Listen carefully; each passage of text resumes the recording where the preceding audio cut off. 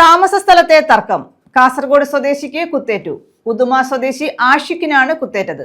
സംഭവവുമായി ബന്ധപ്പെട്ട് അസം സ്വദേശി ദിൽദർ ഹുസൈനെ ഓച്ചിറ പോലീസ് അറസ്റ്റ് ചെയ്തു.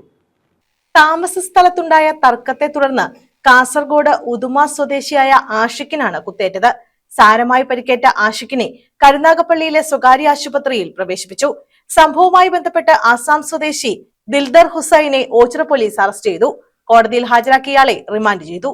ആഷിഖും ദിൽദറും വവ്വാക്കാവിലെ വാടകമുറിയിൽ ഒരുമിച്ച് താമസിച്ചു വരികയായിരുന്നു.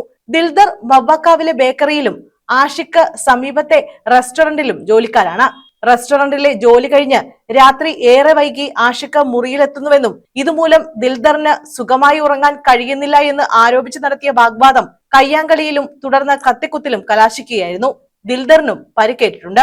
Ochira SHO B Prasad, SI Ranjith S, CPOമാരായ രഞ്ജിത്ത്, അനു എന്നിവരടങ്ങിയ സംഘമാണ് ഇയാളെ അറസ്റ്റ് ചെയ്തത്.